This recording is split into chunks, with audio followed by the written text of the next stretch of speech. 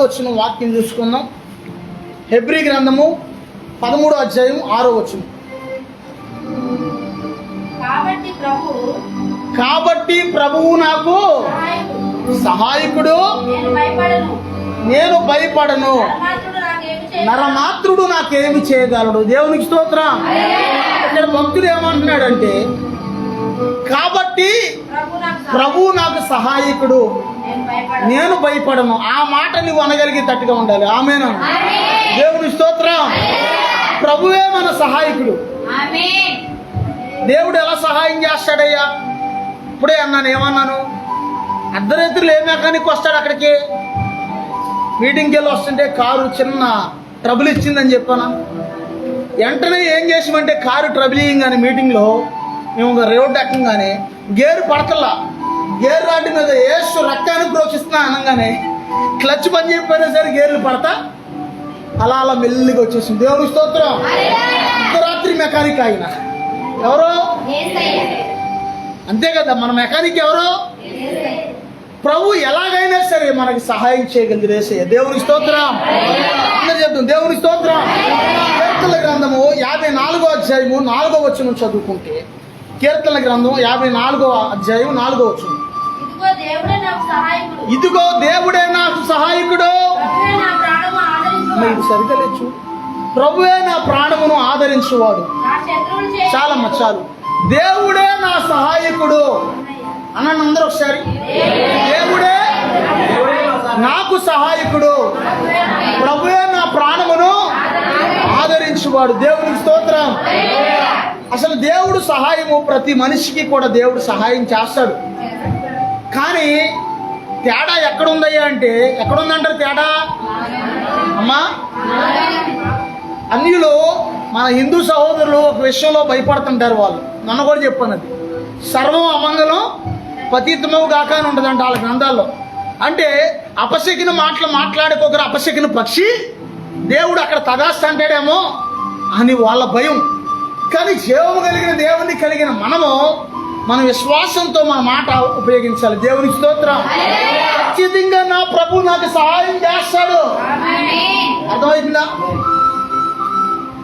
ఒక ఆమె నాకు తెలిసిన ఉంటుంది, అయ్యా ఇక దేవుడు నాకు సహాయం చేయడయ్యా, దేవుడు నన్ను మర్చిపోయాడయ్యా, దేవుడు నన్ను మర్చిపోయాడు మమ్మ, మేము గుర్తులేమయ్యా, ఆయనకి గుర్తులేమా?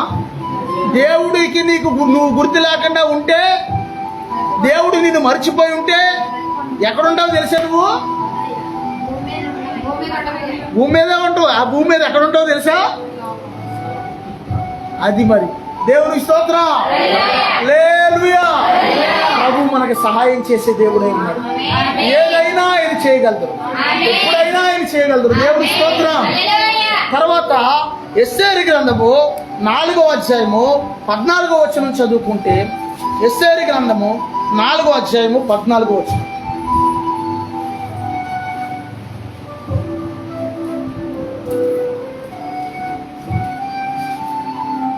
ఎస్తేరు గ్రంథం 4వ అధ్యాయం 14వ వచనం.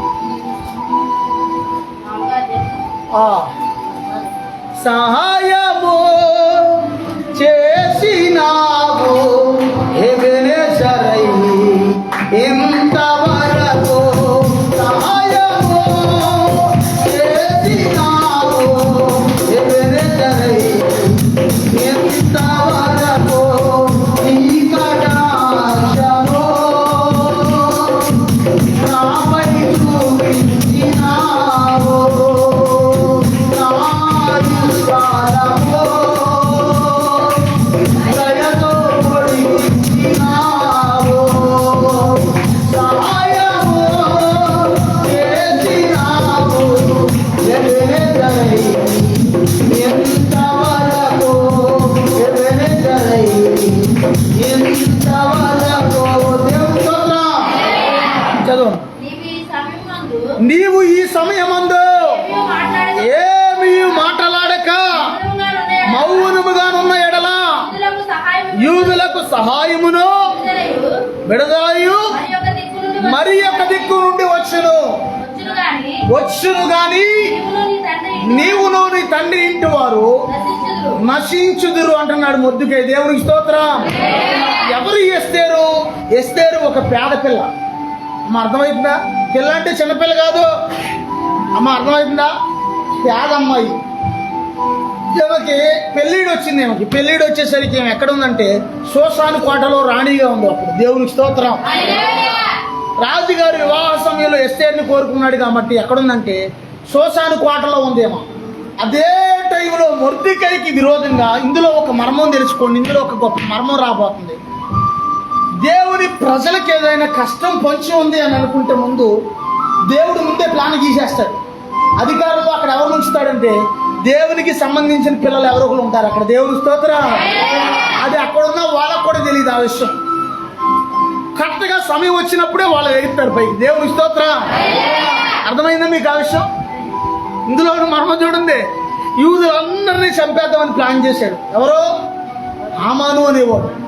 అప్పుడు ఈ మొర్దెకై ఎవరంటే వాస్తవానికి ఒక రకంగా చూస్తే అన్న వరుస అవుతాడు ఎస్తేర్కి, ఒక రకంగా చూస్తే చిన్నాన్న వరుస అవుతాడు. దేవుని స్తోత్రం.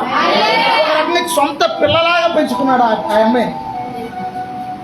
రాణితో ఏమంటున్నాడంటే మొర్దెకై వెళ్ళి, ఓ ఎస్తేరు, నువ్వు శూషాను కోటలో ఉన్నావు, అంతఃపురంలో ఉన్నావు రాజుగారి దగ్గర. ఒకవేళ నేను తప్పించుకుంటానని నువ్వు అనుకుంటున్నావేమో. ఒకవేళ నువ్వు యూదులకి సహాయం చేయకోకుండా గనక నువ్వు ఈ సమయంలో గనక ఉంటే దేవుడు ఒకవేళ మరొక దిక్కు నుంచి యూదులకి సహాయం పంపిస్తాడు. కానీ నువ్వు నీ తండ్రి ఇంటి వాళ్ళు నశించిపోతారు, జాగ్రత్త అని చెప్పి హెచ్చరిస్తున్నాడు. దేవుని స్తోత్రం. అంటే ఇందులో ఉన్న మర్మం ఏంటంటే దేవుని పిల్లలమైన మనకు ఎవరైనా సహాయం చేయగలిగుండి చేయలేకపోయారనుకోండి, ఇంకో దిక్కు నుంచి సహాయం పంపిస్తాడు దేవుడు. ఆమేనన్న. ఒక ఆమె ఫస్ట్లో చాలా బలంగా పరిచర్యకి సహకరించేది, చాలా బలంగా. ఒకసారి మన సహోదరులు ఎవరో కలిస్తే ఏమందంటే, మేము కాబట్టి అన్నీ కొన్నాం, మేము కాబట్టి అత్తమానం పదే బల్లరాజు భోజనాలు పెట్టు, ఇప్పుడు ఎవరు పెట్టుకుంటారు, పెట్టుకోమనంటే అంది. ఆ మాట అన్నాక దేవుడు మీ అందరినీ లేపాడు. ఆ ఒక్క మాట అన్నాక ఇంతమందిని లేపాడు. ఇప్పుడు అందరు ఎవరు పెట్టుకుంటున్నారు బల్లరాజు భోజనాలు? అందరూ పెట్టుకుంటున్నారా? అది యేసు ప్రభువులో ఉన్న స్పెషల్. దేవుని స్తోత్రం. యేసయ్య పని చాలా చాలా చాలా చాలా చాలా విలువైంది. దేవునికి స్తోత్రం. దేవుని పని ఎప్పుడు కూడా ప్రభువా ఇది నీవు ఇచ్చిన కృపయ్య అని అనుకోవాలి. కానీ నేను కాబట్టి చేస్తున్నాను, నేను ఇగిపోతే ఎవరు ఇస్తారు, నేను పెట్టుకోకపోతే ఎవరు పెట్టుకుంటారు అనకూడదు. ఆమె అర్థమవుతుందా? అలా అన్నావా ఇంకొకరు వచ్చేస్తారా? ఒకరు కాదు, ఈసారి చాలా మందరు ఇక్కడ ఆయన అనేది అదే. యూదులకి సహాయము నువ్వు చేయకపోతే మరి ఒక దగ్గర నుంచి వస్తుంది, కానీ నువ్వు నీ తండ్రి ఇంటి వారు నశించిపోతారు అంటున్నాడు మొర్దెకై. దేవునికి స్తోత్రం. అందరు చెప్తూ దేవునికి స్తోత్రం. ఎందుకంటే మన దేవుడు సహాయం చేసేవాడు. ఆమేనండి. ఎలా సహాయం చేస్తాడు దేవుడు చెప్పండి ఎవరన్నా? అదే ఎలాగైనా అంటే అలాగా, ప్రశ్నకి ప్రశ్నే సమాధానం కాదుగా. ఏదో దిక్కు నుంచి అంటే ఎలాగా? మనుషుల ద్వారానేగా. సహాయం దేవుడు కూడా మనుషుల ద్వారానే పంపిస్తాడు. చాలాసార్లు నువ్వు వెళ్ళి, అదిగోండి మా అన్నయ్య సహాయం అడిగాను, మా అక్కని సహాయం అడిగాను, మా చెల్లిని సహాయం అడిగాను, వాళ్ళు ఇవ్వలేదంటే అయ్యారు, బాధ కలిగింది. ఎందుకు ఇస్తారు అత్మానం? నీకు ఇవ్వాలని రూల్ ఏమైనా ఉందా? అత్మానం ఉందా? మీ చెల్లికి అత్మానం నువ్వు ఇవ్వాలని రూల్ రాసింది, అక్కడ అగ్రిమెంట్ రాసిచ్చావా? ఏదో ఎంత చెల్లి అయినా ఎంత తమ్ముడైనా ఒకసారి ఇస్తావు, ఏదో నాపదొస్తే 2 సార్లు ఇస్తావు. అత్తమానం ఇవ్వాలంటే నువ్వు మాత్రం ఏం చేస్తావు? అయ్యా అంటే బాబు ఇటు ఏం చేస్తారు? ఇస్తారా? అత్తమానం ఇస్తారా? ఎందుకు సాధారణంగా ఏదైనా ఆపద వచ్చినప్పుడు ఎందుకు ఇవ్వరో చెప్పనా కారణం? అత్తమానం డబ్బులు అలవాటు చేస్తే వాళ్ళు మన వైపు చూస్తారు, వాళ్ళకి జాగ్రత్త రాదు ఎప్పటికీ కూడా. సవరమైన ఎవరు? అందుకే మనకు వాళ్ళకి ఏం చేయాలంటే, వాళ్ళని తయారు చేయాలంటే విశ్వాసం నేర్పించాలి వాళ్ళకి. దేవునికి స్తోత్రం. ఏదో ఒకసారి ఇవ్వచ్చు, తప్పలేదు. ఆపద వస్తే 2 సార్లు ఇవ్వచ్చు. అత్తమానం కూడా నువ్వు డబ్బులు ఇస్తున్నావు అనుకో, అర్థమవుతుందా? దే అలవాటు అయిపోవాలి. అర్థమవుతుందా? మొన్న మా సహోదరి ఒక ఆమె ఫోన్ చేసి, అదిగో అన్నయ్యకి ఫోన్ చేశాను, వదినకి ఫోన్ చేశాను, వదిన తిట్టింది డబ్బులు అడిగితే, తర్వాత మన చెల్లికి ఫోన్ చేశాను, చెల్లి కూడా తిట్టింది. తిట్టగా ఏం చేస్తారు? నువ్వు అత్తమానం డబ్బు అంటే తిట్టగా ఏం చేస్తారు? అవునా? నేను వాళ్ళ మీద ఇంకొక రకంగా నేనే పోన్నాను. నిజంగా వాళ్ళ దగ్గర వ్యాపారాలు లేవు, పాపం అల్లాడిపోతున్నారు ఈ మధ్యన. అటు చూస్తే అన్నయ్యకి స్థలాల వ్యాపారం లేదు, ఇటు చూస్తే ఏళ్ళకు కూడా ఏ వ్యాపారం లేదు. ఒక రకంగా నేనే కొంచెం బాగున్నాను అని చెప్పి నేనన్నాను. మరి నా దగ్గర కూడా లేవు. ఇప్పుడు నేను మొన్నే కారు కట్టేశాను. అర్రే ఒక వారం ముందు అడిగినా బాగుండేది అన్నాను. మళ్ళీ ఆలయంలో నుంచే మరి వాకింగ్ చెప్పేటప్పుడు అంతరాత్మ పంచాయతీగా మనలో ఎవరి మాట అనేది మా అక్క, ఆమె పేరు వయ్యమ్మ. అంటే నేను వాకింగ్ చెప్పేటప్పుడు మరి దేవుడికి లోపడాలి. మనం వెళ్తా వాళ్ళని చూసి ఏదో కొంచెం మాకు కలిగిన దాంట్లో ఒక 10 రూపాయలు చేతిలో పెట్టి ఏమైనా పొలి చేసుకోండి చిన్న ప్రార్థన చేసి వెళ్ళమా లేదా, వెళ్ళి చిన్న ప్రార్థన చేసి వాళ్ళకి ముందు వాళ్ళకి ఇచ్చాక అప్పుడు వెళ్ళాను మీటింగ్కి. దేవునికి స్తోత్రం. ఏదో నాకు కలిగిన దాంట్లో అంతేనా? దేవుని స్తోత్రం. సహాయము దేవుడు కూడా ఎలా చేస్తాడంటే, ఎందుకు మనుషుల ద్వారా నీకు అత్తమానం సహాయం రావట్లేదంటే, నువ్వు సహాయం కావలసిన ఇప్పుడల్లా వెళ్ళి మనుషుల వైపు చూసావనుకో రాదు. ఎంతకాలం ఇస్తారు మనుషులు? నువ్వు దేవుని వైపు చూస్తే ఆ దేవుడు మనుషుల ద్వారా నీ దగ్గరికి సహాయము పంపిస్తాడు. దేవునికి స్తోత్రం. నీకు నువ్వుగా అడిగితే ఎవరెవరు కానీ దేవుడు పంపిస్తే ఎవరైనా కూడా చచ్చినట్టుగా ఇవ్వాల్సిందే. దేవునికి స్తోత్రం. అందరి చేద్దాం దేవునికి స్తోత్రం. నిజంగా ఎంత గొప్ప దేవుడు అంటే, ధనం చాలా అవసరమై ఉంది నాకు. గురువారం రోజున మనకి ఏ రోజున అమ్మాయి వాళ్ళు కొట్టింది, మేము గురువారం మీటింగ్కి వెళ్తుంటే బుధవారమే 10,000 అకౌంట్లో కొట్టారు. మీటింగ్ అవ్వకోకుండానే కాను కొట్టేశారు 10,000. అర్థమవుతుందని చెప్పింది. మీటింగ్కి వెళ్ళకముందు ఎవరెవరో కొడితే ముందు వెంటనే దేవుడి తీసేసాను. వెంటనే 1000 రూపాయలు. తర్వాత ఏమో 7,000 ఏమో పైపులకి అయింది, ఒక 1000 రూపాయలు ఏమో కార్ ఆయిల్కి, ఒక 1000 రూపాయలు ఏమో అక్కడ వాళ్ళకి ఇచ్చాను అక్కడికి. ఇంకా ఎక్స్ట్రాగా నా దగ్గరే అయ్యి ఖర్చు, ఇంకా చేతిలో ఇంకా ఆ 10,000 అయిపోయినాయి. అమ్మ అర్థమవుతుందా? ఇంకా నా దగ్గర ఇంకా ఎక్స్ట్రా ఖర్చు. దేవుడు మన అవసరతలు కూడా తీరుస్తాడు. ఆమేనానండి. నేను అడగల వాళ్ళని అయ్యా ముందు కొట్టేయండి కానుక అంటానా? అసలు ఇంత కానికీయండి అని కూడా నేను, మీకు దేవుడు ఎలా అనిపిస్తే అలా చేయండి అని చెప్పాను. దేవునికి స్తోత్రం. అందరు చెప్తాం దేవునికి స్తోత్రం. దేవుడి మీద నువ్వు ఆధారపడితే దేవుడు నీకు సహాయం పంపిస్తాడు. ఆమేనా? దేవుడి మీద ఆధారపడకోకుండా మా అన్న ఎత్తాడు, మా చెల్లి ఎత్తది, మా పెద్దమ్మ ఎత్తది, మా చిన్నమ్మ ఎత్తది. ఎంతకాలం ఎత్తది అమ్మా? ఎత్తదా? ఏంటి అలా ఉన్నారు? మాట రావట్లేదండి అమ్మ. లేదా మా మరియమ్మ ఎత్తది, తెచ్చి కట్టలెత్తది. మా అక్క పేరు మరియమ్మే ఏంటి. మా చిన్నక్క ఎత్తది, పెద్దన్న ఎత్తాడు, పెద్దన్న కోటీశ్వరుడు. ఎందుకు ఇస్తారు వాళ్ళు నీకు? ఏదో ఒకసారి ఇస్తారు, 2 సార్లు ఇస్తారు, అపమానం ఇస్తారమ్మా. నువ్వు దేవుని వైపు చూడాలి. దేవుని స్తోత్ర. దేవుని వైపు చూస్తా ప్రభువుని సహాయం అడిగితే ప్రభు సహాయం పంపిస్తారు. ఆమేనానండి. దేవుని స్తోత్రం. తర్వాత మరో మాట చూసుకుందాం మనం. ఆ యొక్క కీర్తనల గ్రంథం 46వ అధ్యాయము 1వ వచనం చదవండి. 46:1.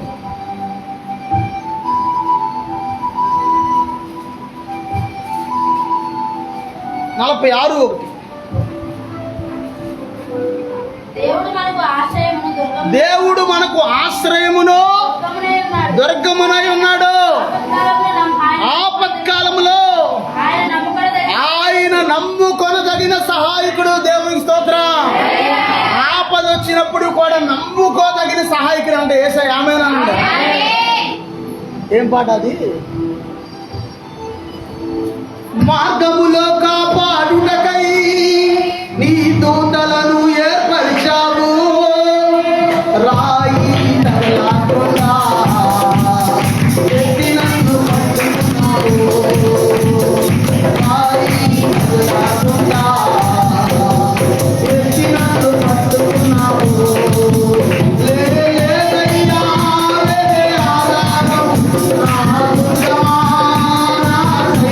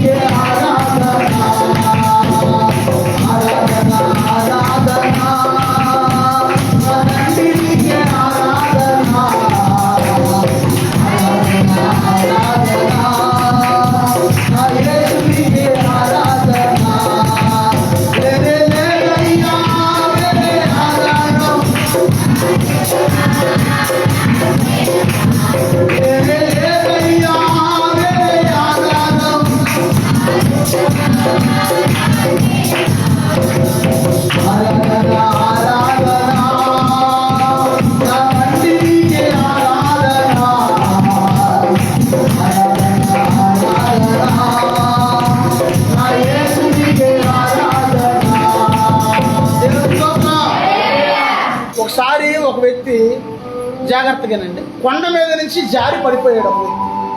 అర్థమవుతుందా? పడిపోతా లోయలో గబుక్కులో చెట్టు కొమ్మను పట్టుకున్నాడు. ప్రభా పడిపోతున్నానయ్యా, యేసయ్యా సహాయం చేయనైనా అని అరుస్తున్నాడు. ఇంకెవరు లేరు అక్కడ మనుషులు. దేవుడు ఆత్మలో నుంచి ప్రేరేపిస్తున్నారంట, అరే ఈ కొమ్మ వదలరా, నేను నిన్ను కాపాడుతా అంటున్నాడండి దేవుడు. నేను నీకు సహాయం చేస్తాను, ఈ కొమ్మ ప్రభా కొమ్మ వదిలితే పడి చచ్చిపోతాం ప్రభా. అమ్మ లోయ ఉందనైనా కింద లోయనైనా ప్రభా పట్టుకోయా ప్రభా కాపాడయ్యా అంటే, నువ్వు కొమ్మ వదలమన్నాను, వదిలితే నేను నీకు సహాయం చేస్తాను అన్నాను. వీడు కొమ్మ వదలతలేదా, కొమ్మటికి అలాగే ఎలాడుతున్నాడంట. ఇక చివరికి ఓపిక అయిపోతుంది, సరే సత్యం బతికితే బతుకుతాం అని ప్రభు మాట చాలా సేపటికి ఇక ప్రభు ప్రేరేపణకి లోబడి ప్రభుకి నీ ఇష్టం ఆయన అని కొమ్మ తీసాడు. లోయలో అలాగ పడిపోతుంటే అప్పుడు ఆ లోయలో కింద వేరే వాళ్ళు సినిమా యాక్టర్లు వాళ్ళందరూ వచ్చి హీరో ఇదిగో ఇక్కడి నుంచి దూకాలని చెప్పి వలబట్టుకున్నారంట. కింద ఎవరో హీరో దూకాలని ఆ వల్ల ఇది పడ్డాడు. దీన్ని ఎవరో కొమ్మటికి ప్రభువా నాకు సహాయం చేయను అంటున్నాడా, వాడు పడ్డాడండి. దేవుని స్తోత్రం, హల్లెలూయా, దేవుని స్తోత్రం. దేవుడు ఎలాగైనా సహాయం చేయగలరు, ఆమేనండి. దేవుడు ఎప్పుడైనా సహాయం చేయగలరు, ఆమేనండి. దేవుడు ఎక్కడైనా సహాయం చేయగలరు, ఆమేనండి. అయ్యా కేవలం నేను జంగారెడ్డి గుడనైతే సహాయం చేస్తాను, ఇది కైకిలూరు కదా, మరి ఇక్కడ సహాయం నేను చేయలేను అంటాడా? ఎక్కడైనా యేసయ్య సహాయం చేయగలరు. దేవుని స్తోత్రం. నువ్వు నమ్మితే, నమ్మకపోతే చర్చిలో ఉన్నా సరే సహాయము నువ్వు నమ్మాలి మొదటిగా, ఆమేనండి. నమ్మితే ఏదైనా యేసయ్య చేస్తాడు. దేవుని స్తోత్రం, హల్లెలూయా. అందుకే యెషయా గ్రంథంలో దేవుడు ఏమంటున్నాడంటే, ఇక్కడ యెషయా గ్రంథము 41వ అధ్యాయం 10వ వచనం చదువుకుంటే, యెషయా 41:10. ఆ తర్వాత భయపడకము, అక్కడి నుంచి భయపడకము, నేను నీ దేవుడనై ఉన్నాను, దిగులు పడకము, నేను నిన్ను బలపరుతును, నీకు సహాయం చేయబడను నేనే అంటున్నాడు యేసయ్య. దేవునికి స్తోత్రం. మనం చాలా సందర్భాల్లో మన జీవితంలో పరిస్థితులు చూసి మనం భయపడిపోతాం. ఏ పరిస్థితులు చూసి? 10 రోడ్ వచ్చి ఇదిగో పలానా రోజుకల్లా నువ్వు కట్టకపోతే నిన్ను వీధిలో పెడతాను, లేకపోతే ఇంటికి వచ్చి కేకలేస్తా అన్నాడు. నువ్వేమంటాం? భయపడిపోతాం. లేకపోతే ఇదిగో పలానా టైం కల్లా నువ్వు కట్టకపోతే డబ్బులు, లేకపోతే ఏదైనా అనారోగ్యం వచ్చింది అనుకోండి, అమ్మో డబ్బులు లేవు వెలక. దేవుడు సహాయం చేస్తాడు, కానీ నువ్వేం చేయాలో తెలుసా? దేవుడు సహాయం చేసినప్పుడు మనం ఎలా అయితే 10% తీసేస్తాం కరెక్టే, అది తదుమది ఏం చేయాలి? నీకేదైనా అవసరం ఉంటే అవసరాలు తీర్చబడిన తర్వాత ఇంకేదైనా మిగిలితే అది దాచుకోవాలి, అంతేగాని ఎగాదిగా ఖర్చులు చేయకూడదు. ఎగాదిగా ఖర్చులు చేసామనుకో నీకు ఏదైనా అవసరం వస్తే ఎవరో. అందుకే దేవుడు జాగ్రత్త కూడా నేర్పిస్తాడు, మనకి ఒప్పుడు కూడా నేర్పిస్తాడు దేవుడు. దేవునికి స్తోత్రం, హల్లెలూయా, దేవునికి స్తోత్రం. అందుకే మన జీవితంలో ఎల్లప్పుడూ కూడా దేవుడి మీద మనం ఆధారపడాలి. ఉంటే భయపడే పరిస్థితులు ఉంటాయి, అనారోగ్యాలు ఉంటాయి, ఇబ్బందులు ఉంటాయి, బాధలు ఉంటాయి, శ్రమలు ఉంటాయి. జీవితం అన్నాక కష్టం ఉంటుంది, సుఖం ఉంటుంది, ప్రతి పరిస్థితి ఉంటుంది. కానీ ఎల్లవేళ ముందు మనం దేవుడి వైపు చూసాకే ఆ తర్వాత మనుషుల వైపు చూడాలి, ఆమేనండి. దేవుడి స్తోత్రం, దేవుడి స్తోత్రం. ముందు దేవుడి వైపు చూడాలి, తర్వాతే మనుషుల వైపు. దేవుడు ఇంకా ఎలా సహాయం చేస్తాడు అంటే ఒక మాట చెప్తున్నానండి, చాలాసార్లు చెప్పాను నేను. గతంలో మనకి సేవ స్టార్టింగ్లో మన ప్రసాద్ గారి కొట్టు దగ్గర మాకు బాకీ ఉండేది, కిరాణా బాకీ. పొద్దు ఉండేది, పొద్దు అంటారా ఏమంటారా, పొద్దు. ఆయన అప్పుడప్పుడు 10,000 అవ్వగానే కట్టేసేవాళ్ళు. కట్టేస్తుంటే సుమారుగా ఒక దగ్గర 22,000 బాకీ ఇచ్చేసాడు మన మీద నమ్మకంతో. కానీ టయానికి మన దగ్గర చూస్తే డబ్బులు లేవు. ఒక రోజున డబ్బులు వచ్చి అడిగితే మాకు బాధ వేసింది, ఇక్కడికి వచ్చి అడిగితే ఆయన డబ్బులు అయితే లేవు మన దగ్గర. ఇప్పుడు వాళ్ళది వ్యాపారం కాబట్టి ఏదో 4 రూపాయలు వస్తేనే ఇస్తారు, వాళ్ళదేం తప్పేం కాదు. ఇది తప్పెవరదంటే మందే. ఎక్కువ అప్పు చేసేసాము, తీరా ఇవ్వలేకపోయాము. ఇవ్వలేకపోతే చాలా డబ్బుల కోసం వాళ్ళకి భాగ్యాలు ఉంటాయి కదా, వచ్చి అడిగితే చాలా ఇబ్బంది పడుతున్న సమయంలో ఇక్కడ నేను ప్రార్థన చేస్తున్నప్పుడల్లా కూడా దేవుడు మాట, ఆయన నీకు సహాయం చేయుటకు ఆకాశ వాహనుడే వచ్చుచున్నాడు అనే మాట చూపించాడు. ఆయన అంటే ఎవరో ప్రసాద్ గారు కాదు. అమ్మ ఎక్కడే ఉన్నారా బాబు, ఎక్కడ ఉన్నారా? ఎవరు సహాయం చేయడానికి వచ్చేది? యేసయ్య సహాయం చేయడానికి ఆకాశ వాహనుడై వస్తున్నాడు అని చెప్పంగానే ఎవరి వైపు చూసినా సహాయం రాట్లా. నా వాళ్ళు అప్పటికే నా బంధువులు అందరూ సమృద్ధిలో ఉన్నారు. ఇలా ఉంది పరిస్థితి, ఏదన్నా కొంచెం హెల్ప్ అని అడిగితే ఎవరో చేయట్లేదు. తీరా దూర ప్రాంతాన ఒక సహోదరుడు, మా ఫ్రెండ్ ఒక ఆయన ఉంటే, అనగా ఇలా ఉంది పరిస్థితి అని, కోయిలగూడ అన్న రాజు, ఇలా ఉందనే పరిస్థితి అని చెప్పి ఫోన్ చేస్తే వెంటనే ఇంటికి రా రేపు పొద్దున ఒకసారి అని 20,000 వేరే వాళ్ళ దగ్గర అప్పు తీసుకుని 20,000 ఇచ్చాను. ఇంకా పైన ఎంత కావాలా? ఇంకా అయ్యా ఆ 2,000 కూడా లేవు నా దగ్గర, ఇంకో 2,000 కావాలని అంటే మళ్ళీ జేబులో తీసి ఇంకో 2,000 ఇచ్చాను. ఆ 22,000 రూపాయలు తెచ్చి పాస్టర్ గారికి ఇచ్చి వెళ్ళి ఆయన బాకీ కట్టే అమ్మాయి, ఇక నుంచి ఉంటే తింటాము, లేకపోతే లేదు అని చెప్పాను. ఇంకా ఆ రోజు కాడి నుంచి కూడా మీరు చెప్తే నమ్మరు, దేవుని వైపు చూడడం మొదలెట్టు. లేదనుకోండి మా దగ్గర అసలు ఏమి లేదనుకోండి, ఏం చేస్తాం తెలుసా? దేవుని సందులో కూర్చొని ప్రభుని అడగటం మొదలెడతాం. ప్రభు సహాయం పంపించిన ఆయన అంటాం. దేవుడు సహాయం పంపిస్తాడు. ఆమేనండి. విచిత్రమైన కార్యాలు జరిగిస్తాడు యేసయ్య. ఆమేనండి. ఎన్నో అలాంటి కోకొల్లలుగా ఉన్నాయి మన జీవితాల్లో దేవుడు చేసిన కార్యాలు. దేవుడి స్తోత్రం. హల్లెలూయా. అందుకే మనం ఏం చేయాలంటే ఎవ్రీథింగ్ మై జీసస్. అమ్మ అర్థమవుతుందా? నేను విశ్వాసంతో ఎలాగ ప్రభు వైపు చూస్తున్నానో మీకు కూడా అదే నేర్పిస్తున్నా. దేవునికి స్తోత్రం. దేవుని వైపు చూస్తే నువ్వు దీవించబడిపోతావు. ఆమేనా? దేవుని వైపు చూడుకోకుండా మనం మనిషి వైపు చూస్తే మనుషులు ఎంతగానే ఇస్తారు, ఎంతనిస్తారు? 12:30 అవ్వదని చెప్పిన. దేవునికి స్తోత్రం. ఆ రోజు కాడి నుంచి కూడా నేను దేవుని వైపు చూడడం మొదలెట్టాను. దేవుడు నాకు సహాయం చేయడం మొదలెట్టాడు. దేవునికి స్తోత్రం. ఎవ్వరూ ఒకవేళ నీకు సహాయం చేయలేకపోయినా యేసయ్య సహాయం చేస్తాడు. ఆమేనా? అదే యేసు ప్రభువులో ఉన్న స్పెషల్. అమ్మ అర్థమవుతుందా? ఎవ్వరూ నీకు చేయలేకపోవచ్చు, కానీ ఆయన చేస్తాడంతే. దేవుని స్తోత్రం. హల్లెలూయా. అలాగే ఎన్నో కార్యాలు నా జీవితంలో, ఎన్నో అద్భుతాలు కోకొల్లలుగా ఉన్నాయి దేవుడు చేసిన కార్యాలు. అసలు ఏమీ లేని టైంలో ఇక్కడ కూర్చొని ప్రార్థన చేస్తుంటే ఎవరో ఒకరు వచ్చి ఆ యొక్క ఏదో కానుకో దశంభాగం ఏదో ఒకటి తెచ్చి మళ్ళీ అంతా వేలలో 100లో కూడా తెచ్చి ఇచ్చేసిన సందర్భాలు ఎన్నో ఉన్నాయి ఇక్కడ. దేవునికి స్తోత్రం. అది యేసు ప్రభువులో ఉన్న స్పెషల్. దేవునికి స్తోత్రం. తర్వాత ఆ యొక్క యోహాను సువార్త 5వ అధ్యాయము 5వ వచనం కానించి 9వ వచనం వరకు చదువుకుంటే, ఒక్క నిమిషం.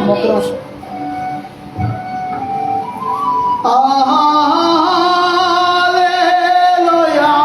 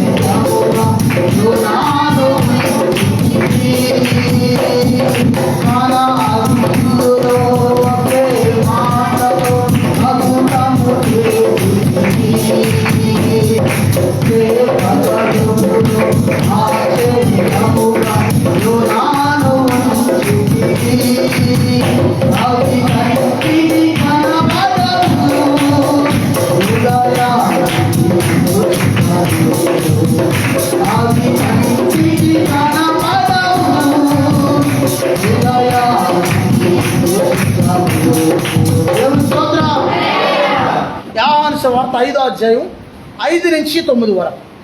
అక్కడ 38 ఏళ్ల నుండి వ్యాధిగల ఒక మనుషుడు ఉండెను. యేసు వాడు పడి ఉండుట చూసి, ఇక్కడ చూసుకుంటే బెతెస్దా కోనేటి దగ్గర, జాగ్రత్తగానండి, దానికి 5 మంటపాలు ఉన్నాయంట. బెతెస్దా కోనేటి 5 మంటపాల దగ్గర సుమారుగా 38 సంవత్సరాల మట్టు ఒక వ్యక్తి పడున్నాడంట. ఒకవేళ అతను ఆ వ్యాధి వచ్చినప్పటికి 20 సంవత్సరాలు అనుకోండి వయసు. 20, 38 ఎంత? 58. అంటే రిటైర్డ్ పొజిషన్కి వచ్చేసాడు. 58 సంవత్సరాల వయసు కలిగిన వ్యక్తి సుమారుగా 38 సంవత్సరాల మట్టి అక్కడ పడున్నాడు ఒక వ్యక్తి.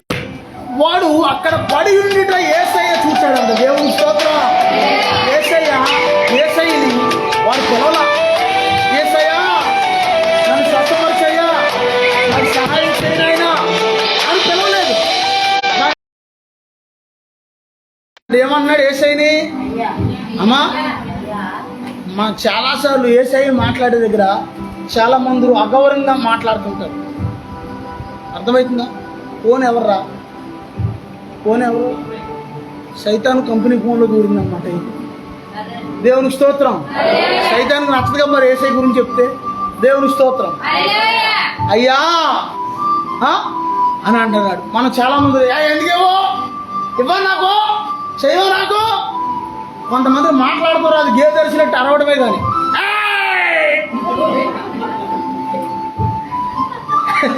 అంతే, గేదె తెరిచినట్టు అరవడమే, మాట్లాడుకోరు. అది సంబంధం అంటే దానికి అర్థం ఏంటి అమ్మ? అర్థమైందా? నీ పిల్లలను కూడా నువ్వు చాలాసార్లు చూడు, తెలియకి చాలా మంది తెలియక అంటారు, తెలిసి అంటే రా అని గేదెని పిలిచినట్టు పిలిస్తే ఎలాగా? పేరు వద్దు వాళ్ళకి. అమ్మ అర్థమవుతుందా? దేవుడి దగ్గర కూడా కొంతమందికి మాట్లాడుతూ రాదు. ఎందుకేమో, ఎందుకు చేయో, ఆడికి చేసావుగా, అది చేయవా? అలాగా దేవుడిని అడగాల్సింది. ఇక్కడ వీడు వ్యాధిగ్రస్తుడైన వాడు ఏమన్నాడంటే, అయ్యా, అది అలా ఉన్నాడు. కొడుకుని ఏమన్నాడంటే, అయ్యా, నీళ్లు కదిలింపబడినప్పుడు నన్ను కోనేట్లో తీసుకెళ్తాకి నాకెవరో ఎవ్వరూ లేరయ్యా. నేను వచ్చినంతలో మరొకడు వెళ్ళిపోతున్నాడు నాయన. అక్కడ చూసుకుంటే నాకంటే ముందుగా వెళ్ళిపోతున్నారయ్యా అని అంటున్నాడు. ఎంత గౌరవంగా మాట్లాడుతున్నాడు అమ్మ? అర్థమవుతుందా? కొంతమందికి గౌరవం తెలియదు, అసలు దేవుని మర్యాదలు తెలియవు. దేవుని సేవకులు కనపడిన ఏంటండి, ఒకసారి మేము ఎక్కడికో వెళ్ళాం, నేను పాస్టర్ గారు వెళ్తే, పాస్టర్ గారు వాళ్ళు వెళ్ళేది వెళ్తే, అన్నయ్య ఏంటని ఇప్పుడు వచ్చారు? ఒకసారి వెళ్ళిపోతుంది, నేను వచ్చాక చెప్పి వచ్చేసాం, నిజంగా వచ్చేసాం. అన్నయ్య ఎందుకు వచ్చారని, ఎందుకు వచ్చారు అని అలా ముందు వచ్చినోడికి వచ్చి ఎలా గుమ్మంకాడ బయట, అన్నయ్య ఎందుకు వచ్చారని, సర్లే అయితే వెళ్ళిపోతున్నాం. ఇప్పుడు ఛానల్ క్రితం గౌరవం తెలియదు, కొంతమందికి మర్యాద తెలియదు. సేవకులకి కనపడినా కనీసం సేవకులకి వందనాలు చెప్పడం కూడా కొంతమందికి అంటే వాళ్ళు కూడా రావు అని అర్థం. కొంతమంది విశ్వాసాలు కనపడినా సరే ఏం చేయాలి? విశ్వాసులకి కూడా వందనాలు చెప్పాలి. దేవుని పిల్లలమని చెప్పుకుంటారు కానీ అది ఎవరికి తెలియదు. అగౌరవంగా ఉంటుంటారు సమస్య. కానీ వీడు ఏమీ తెలియని వాడు, వ్యాధిగ్రస్తుడైన వాడు ఇక్కడ కనపడంగానే ఏమంటున్నాడంటే, అయ్యా, నీళ్లు కదిలించబడినప్పుడు ఇంకొకటి వెళ్ళిపోతున్నాను నాయన అని అనగానే యేసయ్య ఏమంటున్నాడంటే, స్వస్థత పొందగోరుచున్నావా అన్నాడు యేసయ్య. అవునా? చదవన్నాం.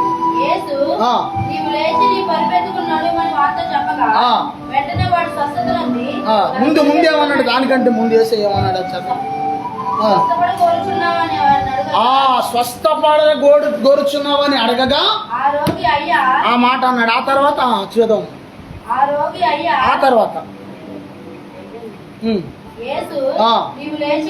నీవు లేచి నీ పరిపెత్తికి నడవమంటున్నాడు. అంటే దీనికి అర్థం ఏంటి తెలుసా? దీనికి అర్థం, ఆడి వ్యాధిగ్రస్తుడు పడున్నాడు కదా, పరుపు కూడా ఎత్తుకోండి. దానికి అర్థం ఏంటి?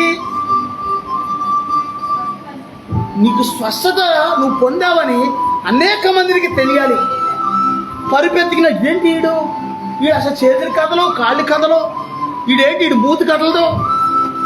ఒకసారి ఏమో ఎలా స్వస్థపరిచాడు యేసయ్య, ఒకసారి ఏమో పక్షవాయువు కలిగిన వాడిని ఇంట్లో నుంచి దింపితే, పైనుంచి 4 వ్యక్తులు దించితే అలాగే స్వస్థపరిచాడు యేసయ్య. దేవునికి స్తోత్రం. కొంతమందికి ఆత్మీయంగా పక్షవాతం ఉంటుంది, దేవుని సంధికి రాలేదు. దేవుని సంధి అంటే వాళ్ళకి పడదు. అప్పుడు నలుగురు మనుషులు ప్రయాసపడిన ఆయన నెలకొకడ ఆ పక్షవాయు రోగిని మెల్లిగా దేవుని సన్నిధికి తీసుకురావాలి. ఏదో 4 మాటలు చెప్పి అర్థమవుతుందా? అప్పుడు ఇక్కడికి వచ్చాక అప్పుడు ఏం చేస్తాడంటే యేసయ్య దగ్గరికి తీసుకొస్తే యేసయ్య ఆ వ్యక్తిని స్వస్థపరుస్తాడు. దేవుని స్తోత్రం. ఆత్మీయ పక్ష రోగం నుంచి విడిపిస్తాడు. దేవుని స్తోత్రం. కొంతమందికి దేవుని మందిరం అంటే చేమలో జర్లు పాకేస్తాయి. తెలుసా మీకు అవసరం? ప్రార్థనకు వచ్చేవాళ్ళు కాదు నేను అనేది. కొంతమంది అక్రమాను ఇంట్లో గొడవలు అవుతున్నాయి. అయ్య గారు ఎందుకు అవుతుంది గొడవలు? ఎందుకు అవుతున్నాయి? దేవుడు నీలో లేడు, దేవుని సన్నిధి నీలో లేదు, దేవుని ప్రశాంతత నీ కుటుంబంలో లేదు. అందుకే నీ కుటుంబంలో అత్తమానం గలిబిలి గొడవలు దెయ్యాలు ఇవన్నీ అటాక్ చేస్తాయి. దేవుడు నీతో ఉంటే, దేవుడు నీ కుటుంబంలో ఉంటే దేవుడు సమాధానం ఇస్తాడు. దేవుని స్తోత్రం. ఒకవేళ గొడవ ఏదన్నా రైజ్ అయినా సరే, ఏదో వేడి అట్ల పైన మీద నీళ్ళు వెళ్తే బుష్ అని ఎలా చల్లారిపోద్ది అలాగా అలా చల్లారిపోయేసరికి దేవుడు చేస్తాడు. దేవుని స్తోత్రం. అందరూ చెప్తారు దేవుని స్తోత్రం. పరిపెత్తికి నడమంటున్నాడు యేసయ్య. ఆ తర్వాత చదువు. ఆ తర్వాత వెంటనే ఎప్పుడో కాదండో. మనమైతే సాధారణంగా అమ్మ నీకు స్వస్థత రావాలంటే 7 వారాలు రా ఇక్కడికి అంటాం. బైబిల్ మిషన్ వాళ్ళు అయినా అలాగే అంటారు, ఇంకొకరైనా అలాగే అంటారు. కానీ యేసయ్య 7 వారాల తర్వాత వచ్చాక నీ స్వస్థత వస్తుంది అనలేదు యేసయ్య. వెంటనే ప్రార్థన చేయంగానే యేసయ్య మాట్లాడిన వెంటనే వాడు స్వస్థత చేసినాడు. దేవునికి స్తోత్రం. ఎండిపోయిన ఎముకలు కూడా ఏమైపోయినాయంటే సరైపోయినాయి. దేవునికి స్తోత్రం. నరాలు అన్నీ కూడా తిరిగి సడలించినాయి మళ్ళీ. దేవునికి స్తోత్రం. హల్లెలూయా. ఎండి నా ఎముకలన్నీ తిరిగి జీవింపజేయుమయా యేసయ్యా. ఎండి నా ఎముకలన్నీ తిరిగి జీవింపజేయుమయా యేసయ్యా. నా హృదయములో ప్రవహింపజేయుమయా.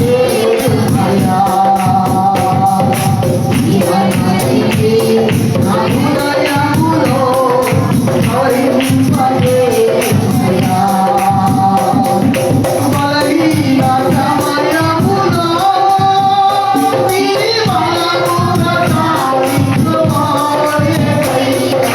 బలహీన సమయములో నీ బలము ప్రసాదించుమా యేసయ్యా. నా హృదయములో ప్రవహింపజేయుమయా.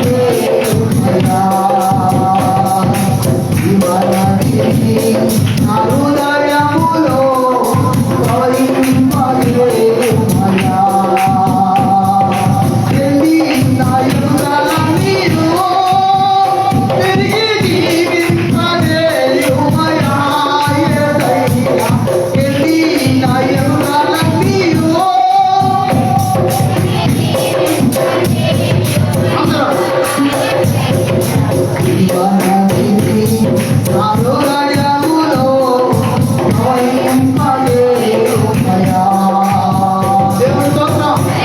దేవుని యొక్క జీవాత్మ నీలోనికి వచ్చిందనుకోండి, నీలో అంతా కూడా జీవమే పనిచేస్తామేనా? దేవుని జీవం పనిచేస్తామేనా? దేవుని ఆత్మ పనిచేస్తామేనా? దేవుని శ్వాసం పనిచేస్తామేనా?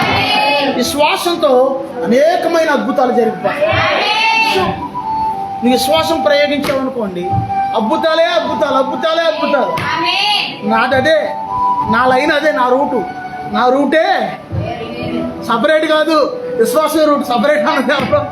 నా రూట్ విశ్వాస రూట్. దేవుని స్తోత్రం. సపరేట్ అంటే మళ్ళీ సినిమాల్లోకి వెళ్ళిపోద్ది. నా రూట్ ఏ రూట్ అంటే విశ్వాస రూటు. దేవుని స్తోత్రం. ఆ తర్వాత చదువు. అది ఏం చేశాడంటే పరిపెత్తికి పరిగెడుతున్నాడు. దేవుని స్తోత్రం. వచ్చేసింది. దేవుని స్తోత్రం. దేవుని జీవితం, నీ జీవితంలో ఇక్కడ బెతెస్దా కోనేటి దగ్గర ఉన్నవాడికి దేవుడు ఎలా సహాయం చేశాడు, అలా ప్రతి ఒక్కరికి సహాయం చేయగలదు యేసయ్య. అది వ్యాధి అయినా, అది ఒకవేళ అప్పు అయినా, అది ఒకవేళ సమస్య అయినా దేవుడు సహాయం చేస్తాడు. దేవుని స్తోత్రం. దేవుడు సహాయము మరి అందరికీ చేస్తాడా, కొందరికీ చేస్తాడా? ఎవరికి సహాయం చేస్తాడు కరెక్ట్గా చెప్పండి. కొంచెం కొంచెం దగ్గరకు వచ్చేసారు. ఇంకా ఎవరికి చేస్తాడు? దేవుడికి అయితే ఎవరికైనా చేస్తాడు. అడిగితే ఎవరికైనా చేస్తాడు యేసయ్య. వాళ్ళు క్రైస్తవులైనా, వాళ్ళు హిందువులైనా, వాళ్ళు ముస్లింలైనా అందరూ ఆయన పిల్లలే కాబట్టి నోరు తెరిచి యేసయ్యా నాకు సహాయం చేయనాయనా అంటే సహాయం చేస్తాడు. మనం అందరూ అడుగుతూ ఊర్లో వెళ్ళి అందరికీ చెప్తాం మన సమస్యలు, కానీ చెప్పాల్సిన వాడికి అందుకే ఎక్కడ ఉంటుంది అంటే అక్కడే. ఇదిగో మన పైపు గురించి, అయ్యా ఇదిగో ఇలా ఉందో పైపు అని అందరికీ చెప్తే వాళ్ళందరికీ వాళ్ళు ఏం చేశారంటే ఇదిగో అదిగో అక్కడ చెప్పుకోండి ఎక్కడ చెప్పు అన్నారు. పంచాయతీ ఆఫీస్ కాడికి వెళ్తే వాళ్ళు అంటారు మీరు 4-5 కలిసి వచ్చి కంప్లైంట్ పెడితే అప్పుడు చూస్తామంటారు. వాళ్ళు డబ్బులు కట్టించుకునేటప్పుడు వాళ్ళకి అంటారా? పన్ను కట్టించుకునేటప్పుడు 4-5 కలిసి వచ్చి కట్టున్నాయి అంటారా? సర్లే ఎలా ఉందాం ఈ పని అని 4 రోజులు అయిపోయింది. అప్పటికి చాలా బాధ వేసేస్తుంది, నీళ్ళు ఉంటలా ఇబ్బంది అయిపోతుంది. ప్రార్థన చేశాను ప్రభుని, 2 రోజులు గట్టిగా ప్రార్థన చేశాను. మీరేం చేస్తారో మాకు తెలియదు నాయన, ఈ నీళ్ళు రావాలి ప్రభు అని ప్రార్థన చేస్తే అనుకోకుండా ఊహించలేని రీతిలో ఒక సహోదరుడు ద్వారా కొంతమంది అతను చెప్తే అతను ఇంకో వేరే వాళ్ళని తీసుకొచ్చాడు. సరే డబ్బులు అయితే నీ పని అవ్వాలి మనకు ముందంటే సుమారుగా 7,000 అయింది. పైప్ మళ్ళీ సెట్ అయిపోయింది, నీళ్లు సమృద్ధిగా వచ్చేస్తాయి. దేవునికి స్తోత్రం, హల్లెలూయా. ఎలాంటి సమస్య అయినా యేసయ్య క్లియర్ చేస్తాడు ఆయన. ఆమేనా? అందుకే నువ్వేం చేయాలంటే సహాయం దేవుణ్ణి ఎలా అడగాలో అనే దాని గురించి ఎప్పుడు చెప్పే మాటలే, కానీ ఈ మాట ఇప్పుడు నీకు పని చేస్తే ఒక చిన్న మాట చెప్పి నేను ముగిచ్చేస్తాను. చెప్పనా వద్దా? చెప్పనా? ముగిచ్చేది చెప్పనయ్యా. గతంలో చెప్పాను, ఆయన పేరు బొల్లెద్దు జానయ్య గారు. వాళ్ళ ఇంటికి వాళ్ళ అక్కయ్య వచ్చినప్పుడు, చుట్టం చూపుగా వచ్చినప్పుడు ఆయన ఆహారానికి ఏమీ డబ్బులు లేకపోతే ప్రభా ఇదిగో నాయన మా రక్త సంబంధి వచ్చింది నాయన, ప్రభా ఏమీ లేదు నాయన సహాయం పంపించిన ఆయన అని ప్రార్థన చేస్తుంటే, సాధారణంగా చుట్టాలు వచ్చినప్పుడు ఏమేసి పెడతామమ్మా మనం? చెప్పండి. మొన్న వంటలో అన్నీ కూడా అందరూ సమృద్ధిగా తిన్నారు, అన్నీ అయిపోయినాయి. మాకు సరిగా లేవు ఇక్కడ ఆఖరణ సరిగా అంతా అయిపోయినాయి. అయితే జనం ఎక్కువ వచ్చారు ఆ రోజు పండగ.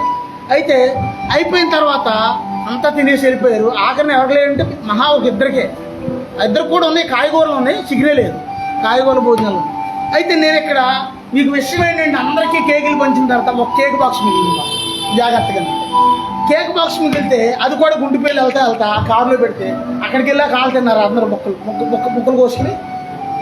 నేను ఒక్క ముక్క కూడా తిన్నా పండక్కి.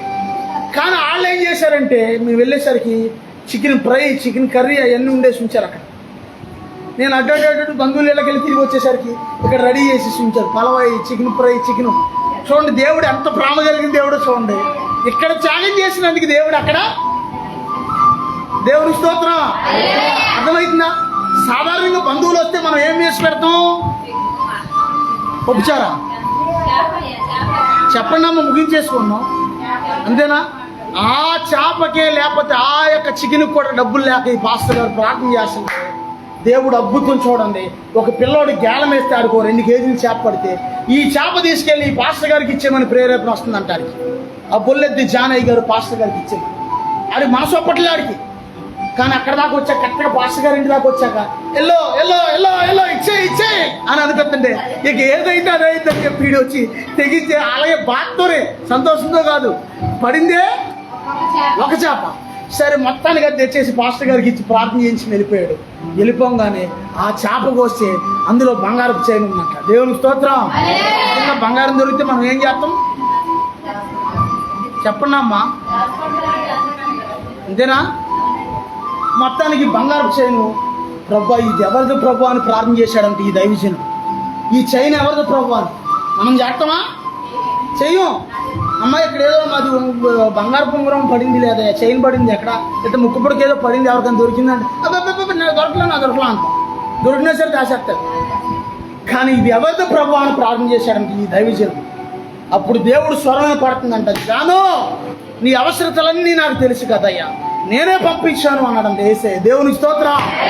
అన్న తర్వాత ఆ చేపను వంట చేసి ఆ లక్కకి ఆహారం పెట్టి తర్వాత ఈ వస్తువు ఇదంతా కూడా ఈయన ఉపయోగించుకున్నాడు. దేవుని స్తోత్రం.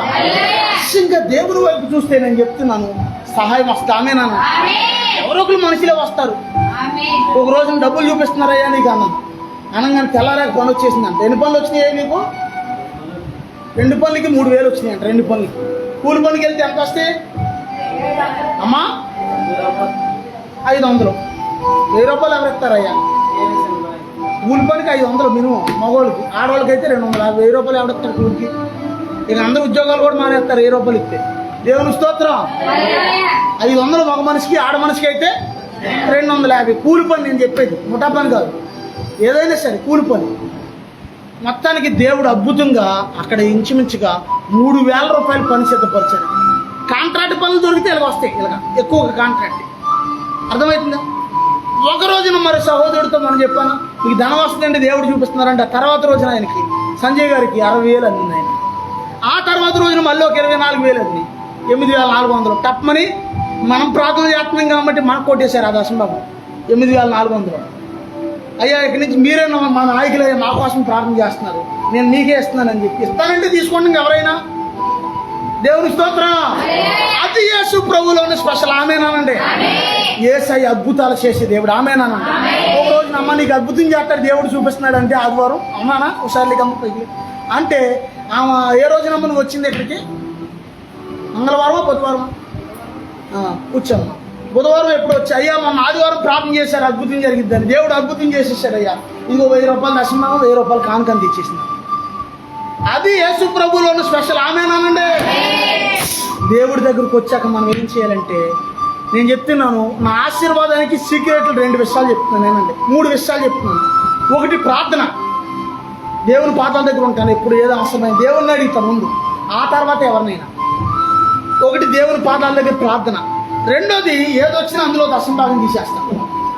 మూడోది ఈ మధ్యన ఇంకోటి ఏం అలవాటు అయిందంటే, పేదలకు సహాయం చేయటం అలవాటైంది. బయట చాలా మంది పేదలు కనపడుతుంటారు నాకు. వాళ్ళకి ఏదో ఒకటి నాకు కలిగిన దాంట్లో కొంచెం ఏదో ఒకటి కిలవ చిన్నదో పెద్దదో ఏదో ఒకటి, పెద్దది లేకపోయినా చిన్నవి. అలాగే దేవుడు ఈ రోజున అంచెలంచెలుగా దేవుడు దీవించుకుంటూ వస్తున్నాడు. దేవుని స్తోత్రం. అందుకే మనం ఏం చేయాలంటే, దేవుడు అంటున్నాడు భయపడకము, నేను నీకు సహాయం చేస్తాను, నీతేను నా దక్షిణ హస్తంతో నేను నిన్ను ఆదుకుంటాను అంటున్నాడు. మనం కూడా దేవుని వైపు చూస్తే దేవుడు ఖచ్చితంగా మనకి సహాయము చేస్తారు. దేవుడి కొద్ది మాటలు దీవించుగా. ప్రార్థన చేసుకుందాం. ప్రభువా నీ వైపు చూస్తే మనసు నాకు దయచేయలేదు. ప్రభువా నీ చిత్తానుసారంగా అడిగిలు వేసే మనసు నాకు దయచేయలేదు. ఇదిగో నీ జీవితంలో ఎంత ప్రార్థన చేసినా ఎందుకు సహాయం రావట్లేదంటే, నువ్వు మనుషుల వైపు చూస్తున్నావు. ఇదిగో దేవుడు చేయొద్దన్న పనులు నువ్వు చేస్తున్నావు. ఇదిగో దేవుని చిత్తాన్ని కాకుండా వేరొక నువ్వు చేస్తున్నావు. అందుకే నీకు తేడా వస్తుంది, నీ పరిస్థితులు మారిపోతున్నాయి. ఇదిగో దేవుని చిత్తానుసారంగా నువ్వు అడిగిన వేయకోకుండా, ఇదిగో శరీరానుసారంగా, ఇదిగో నీ మనసు చెప్పినట్టుగా నువ్వు వెళుతున్నావు. నీ మనస్సాక్షి ఎలా చెప్తే అలా నువ్వు, దేవుడు ఆత్మ ఎలా చెప్తే అలా నువ్వు అడిగిలు వేయి. దేవుడు దీవిస్తాడు. ప్రభు సన్నిధిలో ప్రార్థన చేసుకుందాం. ప్రభా నీకు వందనాలయ్యా అని ప్రార్థన చేసుకుందాం. వందనాలయ్యా అని ప్రార్థన చేసుకుందాం. దేవుని సన్నిధిలో ప్రభా సహాయం చేయను ఆయన, ప్రభా కృప చూపించు నాయన. అయ్యా నీ చిత్తానుసారంగా నా అడిగిలు వేయించు నాయన. ఇదిగో మొర్దెకై అంటున్నాడు, నువ్వు సహాయం చేయకపోతే ఇదిగో మరి ఒక దిక్కు నుండి దేవుడు సహాయం పంపుతాడు అంటున్నాడు. ప్రభు సన్నిధిలో ప్రభా నీకు వందనాలయ్యా, ప్రభా నీకు స్తోత్రాలయ్యా. అయా నీ సన్నిధిలో నాయన, అయా నీ చిత్తానుసారంగా అడిగిలు వేసే బ్రతుకు నాకు దయచే. ఇదిగో దేవుని సముఖంలో భక్తులు అంటున్నాడు, ప్రభువే నా సహాయకుడు, ప్రభువే నా ప్రాణమును ఆదరించేవాడు. ఇదిగో దేవుడే నా సహాయకుడు అంటున్నాడు. దేవుని సన్నిధిలో దేవుడే నీకు సహాయకుడిగా పెట్టుకుంటే ఖచ్చితంగా యేసయ్య నీకు సహాయం చేస్తాడు. ఇదిగో బొల్లెద్దు జానయ్య గారు ప్రార్థన చేసినప్పుడు, ఇదిగో దేవుడు చేపను పంపించిన దేవుడు చేపతో పాటుగా బంగారపు చైన్ కూడా పంపించాడు. ప్రభా నీకు వందనాలయ్యా, ప్రభా నీకు స్తోత్రాలయ్యా. ఇదిగో నువ్వు మనుషుల వైపు చూస్తే నీకు ఏ సహాయం రాదు. ఇదిగో నువ్వు దేవుని వైపు చూస్తే నీకు సహాయం వస్తుంది. ఇదిగో మొదటిగా నువ్వు దేవుణ్ణి అడగాలి. దేవుడు చెప్పినట్టుగా నువ్వు అడుగులు వేస్తే దేవుడు దీవిస్తాడు. ప్రభా నీకు వందనాలయ్యా, ప్రభా నీకు స్తోత్రాలయ్యా. అయ్యా నీకు వందనాలయ్యా, అయ్యా నీకు స్తోత్రాలయ్యా. ప్రభా నాతో మాట్లాడావయ్యా, నీకు వందనాలయ్యా అని ప్రార్థన చేసుకున్నాను.